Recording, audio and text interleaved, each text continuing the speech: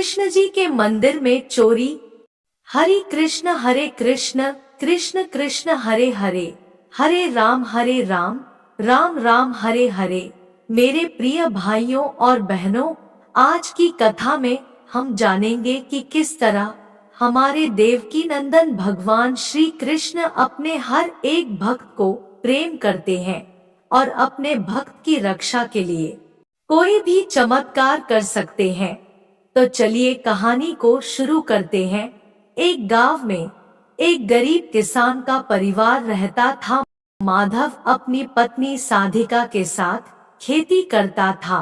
उनकी एक छोटी सी बेटी थी रचना। माधव भगवान कृष्ण का बहुत बड़ा भक्त था। एक दिन वह मंदिर गया तो रचना भी उसके साथ चली गई। मंदिर से वापस आने के बाद रचना ने अपने पिता से कहा, पिताजी, मंदिर जो मूर्ति थी उसने कितने अच्छे कपड़े पहने थे, हम तो हमेशा फटे पुराने कपड़े पहनते हैं। माधव बोला, बेटा, वे तो भगवान कृष्ण और राधा रानी की मूर्ति है। वहाँ मंदिर में तो बड़े बड़े सेठ बहुत सा पैसा दान में देते हैं, जिससे भगवान की पोशाक बनाई जाती है।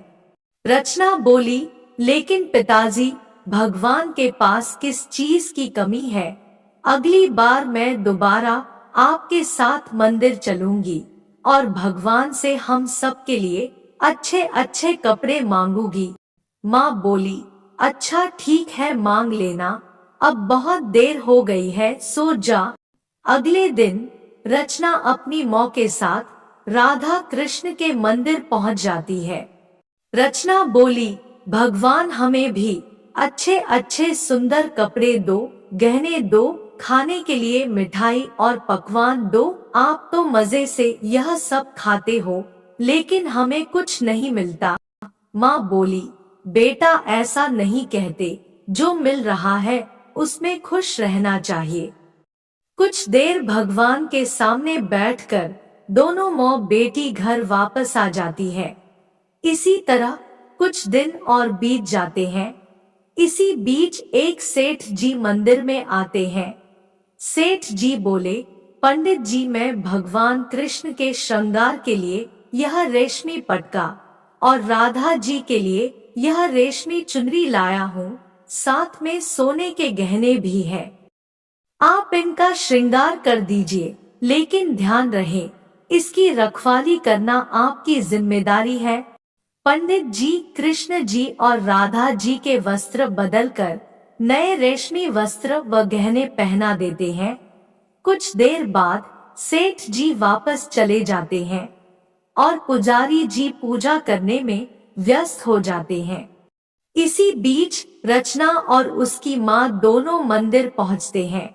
रचना बोली, माँ देखो, कान्हा जी और राधा जी ने कितनी सुंदर पोशाक पहनी है, यह मुझे भी पहननी है।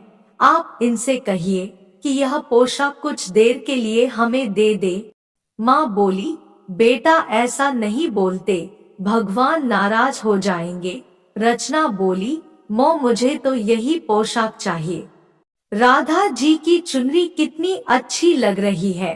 पंडित जी बोले, तुम दोनों यहाँ बैठकर क्या बातें कर रही हो? कहीं गहने और कपड़े चुराने की मंशा तो नहीं बना रही?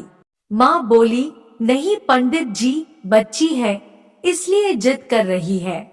हम तो मंदिर में हर दिन पूजा करने आते हैं।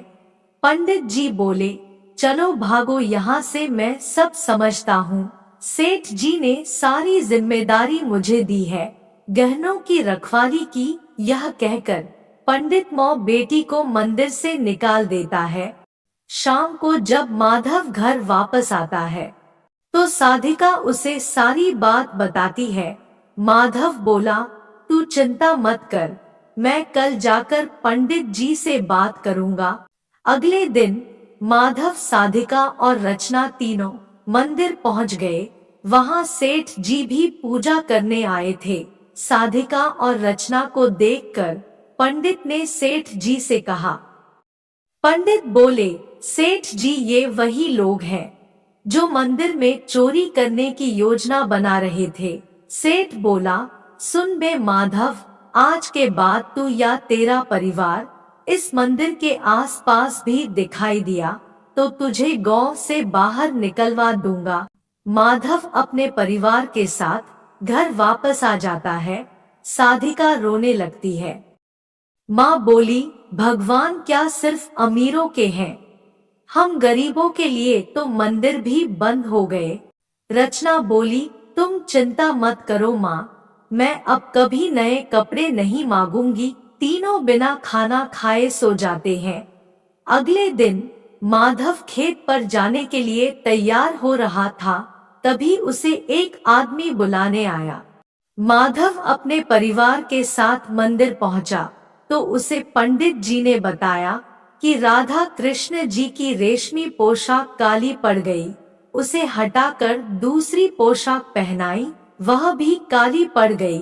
हमसे बहुत बड़ी गलती हो गई, लगता है भगवान नाराज हो गए। तभी रचना मंदिर के अंदर चली गई।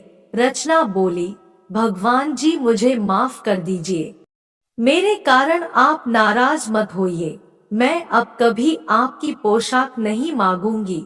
तभी राधा जी की चुनरी रचना के ऊपर आ गई और वह रेशम की बन गई। यह देखकर सेठ जी ने कहा, सेठ बोला, कान्हा जी हमसे बहुत बड़ी गलती हो गई, हमने आपकी नन्ही भक्त का अपमान किया। उसके बाद राधा कृष्ण जी के कपड़े और आभूषण पहले के जैसे हो गए। सेठ बोला, माधव आज से तुम्हारे परिवार का पूरा ध्यान मैं रखूंगा और इस बच्ची के लिए कपड़े, गहने और खाने पीने का सारा सामान मेरे घर से आएगा। यह सुनकर माधव और साधिका बहुत खुश हुए। माँ बोली, कान्हा जी ने स्वयं अपने वस्त्र हमें देकर हमारा जीवन धन्य कर दिया। उस दिन से रचना और उसका परिवार को पूरे गांव में मान सम्मान मिलने लगा। तो बोलो बाके बिहारी लाल की जय।